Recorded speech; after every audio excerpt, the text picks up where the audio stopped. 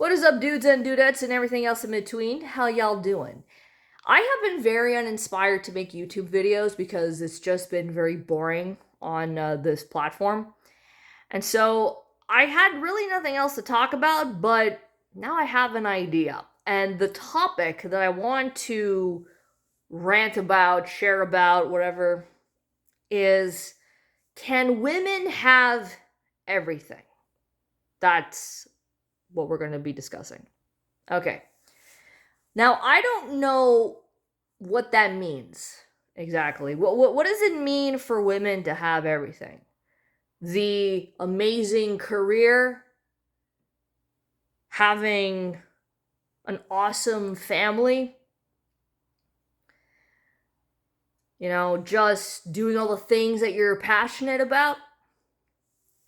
I mean, that sounds very nice on paper. It kind of sounds like the American dream or the whole white picket fence thing, but I don't really know what it means to have everything. What does it mean to have everything? And what really pisses me off about this, or at least I disapprove of this narrative, is I don't know about you guys, but with me, I see my life like it's a story. And yes, it's gonna have like a lot of main character energy, but I couldn't give two shits, to be honest with you. You guys should know, if you stalked me from my last Maiden Liberty channel until now, you will know that I'm a selfish person, and I have every right to be, and I have good reason to be selfish. So every so often, I start to feel nostalgic, or I just kind of, you know, reminisce about the time that I had graduated high school or I graduated from college. And I look at myself now and I say, look at the transition. Look at the choices that you made until you got here. You didn't think that you would have had a better car. I didn't think that I would have firearms.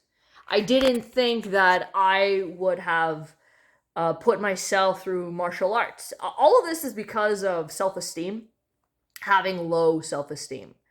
And when you have that negative self talk in your head for a very, very, very long time, it seems like that's just your world, right? But there is a passion, desire for change. There is something that's very important going through this, that the need to just live your life on your own terms is extremely important to me. And I like to see myself as my own creator, my own god, my own writer, everything that it takes to just flesh out my own life, that there is a legend, that there is a story behind it. Sounds very conceited, but I really don't think so. Because I think everybody on this planet is going to do what they want to do. Even if that means with the most malevolent reasons, but that doesn't mean that they can't be stopped in some way, shape, or form. So along that way, you're gonna be kind of like your own hero on your own hero's journey, and I think that that is very important moving forward. I'm at a point in my life where I see a lot of my peers getting married and having kids, and I still have fears, and I am heading in the direction of facing those fears. And I'm also saying this as somebody who's a left-hand path practitioner, and existentially, I think I'd call it, like, this is my own terminology, a chaotic absurdist, where change is hard, but it's necessary. You don't want to be stagnant. You don't want to get super comfortable to the point where your life is just, you're just existing, right? So, in my mind, the way I see it is I want to live my life as I see fit. I want to make my own narrative. I wasn't put on this planet to serve other people. I'm not here to go through the whole uh, serving the French only crowd or the globalists. I'm not interested in that. Any person that's against my private property is automatically my enemy. So, it's not like you didn't hear it from the source. You actually did. And so when I hear this thing about women are told that they can't have everything, I don't know really what that means though. Like, what does it mean to have everything? Because I think what's important is what a woman wants to achieve. And along the way, there will be sacrifices, there will be compromises that have to be made. I mean, for example, it's very hard for me to want to perfect my marksmanship when I'm still in school trying to perfect the craft that I'm trying to do in my profession. That takes a long time, and also trying to succeed in doing martial arts at this also too. Like I can't divide myself in half here. So it's difficult to do that as well. Like it's important to like enjoy your passions, go through your desires and all that shit, but find something meaningful. But to have everything because that's what the grand lamestream narrative is, it just doesn't fit the script for me. And even if you're not like uber traditional, whatever the fuck that means today, or just simply traditional, it doesn't mean people can't get married or can't have kids. It's a weird premise that people have to be squared into this fucking box. And I talk about specifically with women because I'm at a point in my life where things that I didn't consider when I was younger is a different, like you gain perspective. And so for me, there's a lot of bullshit that I was fed when I was young.